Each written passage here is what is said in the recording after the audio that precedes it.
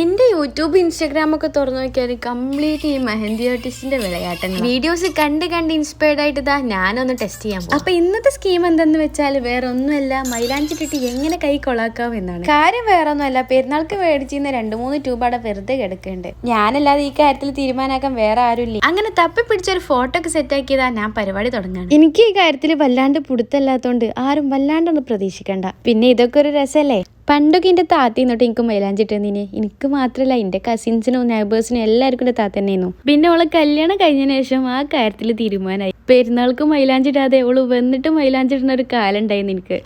അതൊക്കെ ഒരു കാലം. കഥ പറഞ്ഞു നമ്മളെ മൈലാഞ്ചി മറന്നോയില്ലേ. സ്റ്റാർട്ടിങ്ങിൽ ഞാനൊരു ഡിസൈൻ കണ്ടിട്ടാണ് തുടങ്ങിയതെങ്കിലും ഇപ്പോ ഇന്റെ മാത്രം ഡിസൈൻസ് അയക്കണം കേട്ടോ. ഞാൻ തുടക്കത്തിലേ പറഞ്ഞിരുന്നു ഇന്റെ അടുത്ത് കൂടുതൽ പ്രതീക്ഷിക്കണ്ടെന്ന്. കാരണം അത് തുടക്കത്തിൽ ഉണ്ടായിരുന്ന ഉന്മേഷമൊന്നും ഇപ്പൊ എനിക്കില്ല കേട്ടോ. എങ്ങനെയെങ്കിലും ഒന്ന് അവസാനിപ്പിച്ചെങ്കിൽ നായിപ്പോയി. അപ്പൊ ഓക്കെ, അടുത്തൊരു വീഡിയോ ആയിട്ട്